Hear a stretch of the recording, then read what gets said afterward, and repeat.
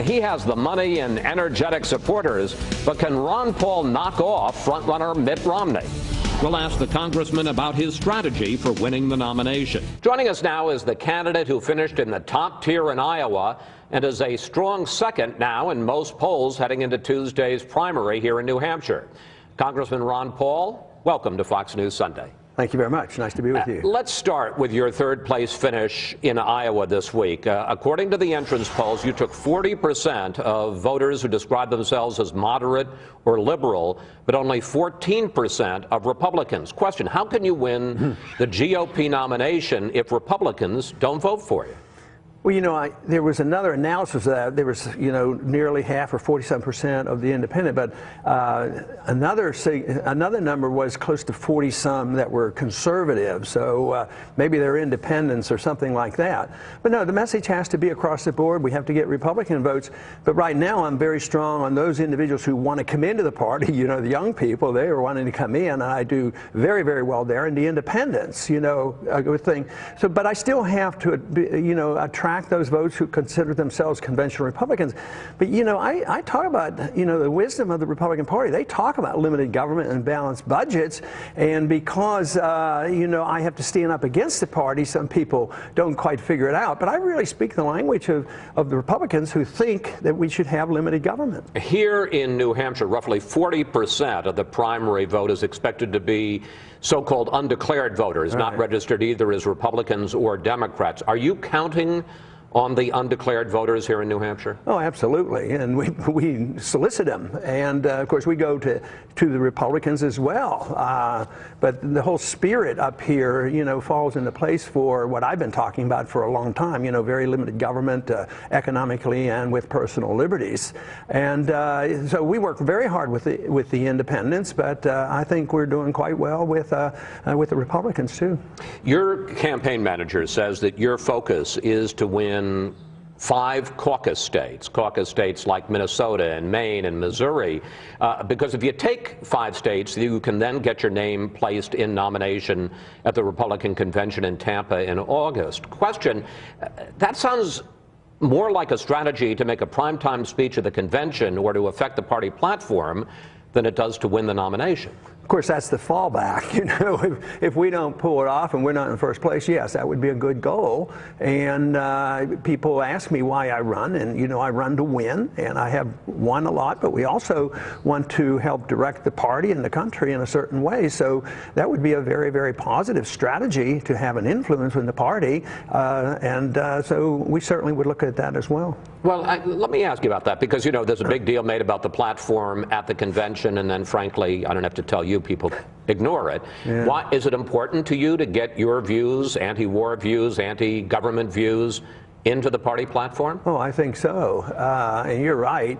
But that's also the reason the American people are so sick and tired of the promises by Republican and Democrat leadership. They make these promises, they have platforms, and they go and they don't do anything about it. The Democrats act like Republicans, Republicans act like Democrats. They keep spending the money. They don't shrink the size of the government. They don't protect our privacy. So then why do you care what's in the platform?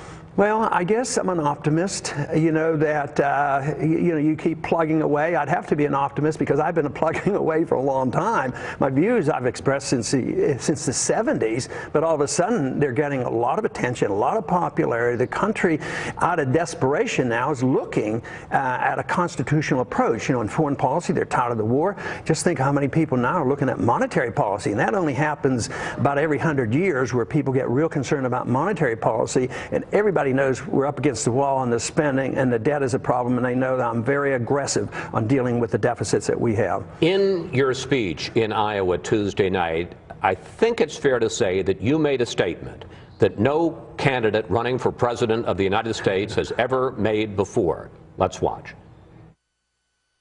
I'm waiting for the day when we can say we're all Austrians now. I think you'd agree. No presidential candidates ever said it. You were advancing in something you believe very deeply in the Austrian School of Economics, which opposes the idea of government intervention in times of downturn, of crisis, and says, basically believes in the value of what's called creative destruction. Is that what President Paul would do?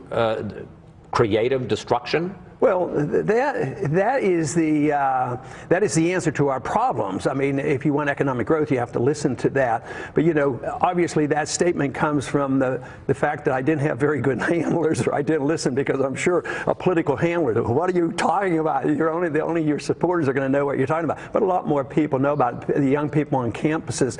No, what you want is corrections, and we're talking about a correction in 1 year instead of 5 or 10 or 15 years.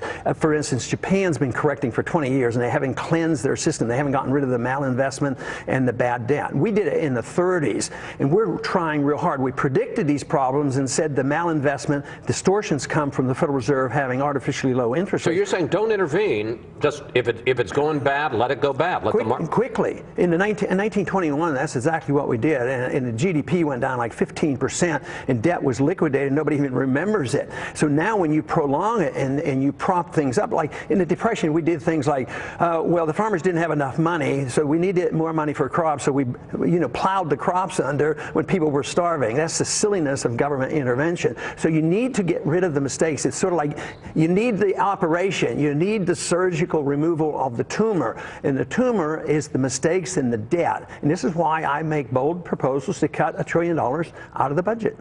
Last week, you were asked about and defended your criticism of the 1964 Civil Rights Act, which ended discrimination in public accommodation. Back in 2004, you said this, and we're going to put it up on the screen: the rights of all private property owners, even those whose actions decent people find abhorrent, must be respected if we are to maintain a free society.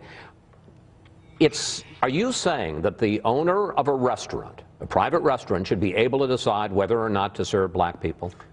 What I'm saying is I'm challenging individuals to say, what is private property?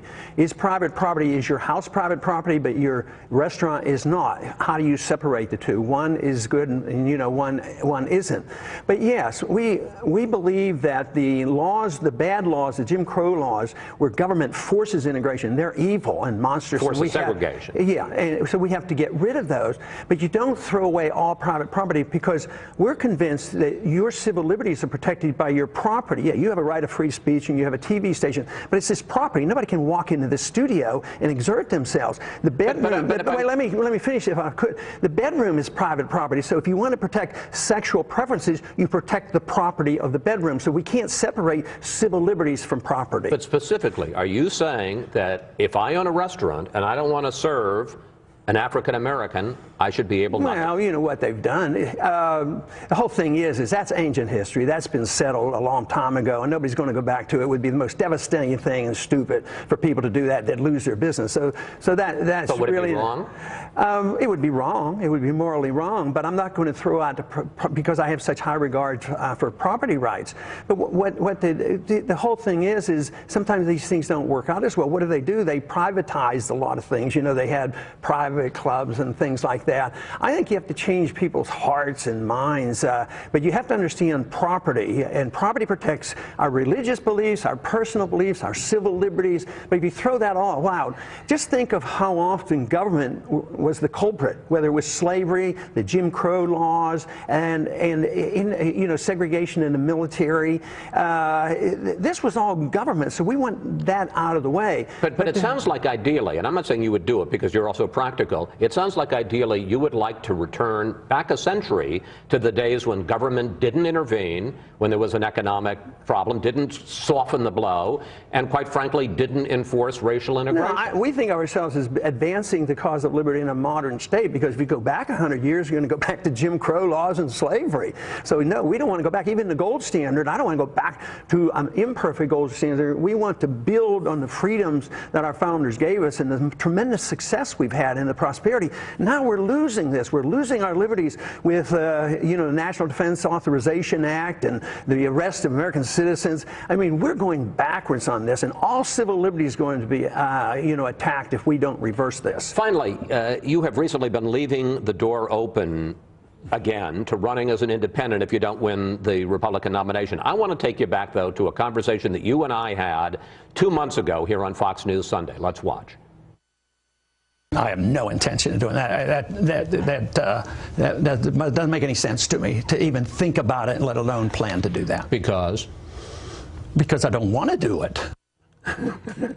You like that answer? Yeah, I love the answer then. I love it now. But so my question is, where are you? What you're saying now, which is I'll decide later, or I have no intention of doing it because I don't want to do it? I'd give the same answer. I don't want to do it. I have no plans on doing it. I want to see how well I do.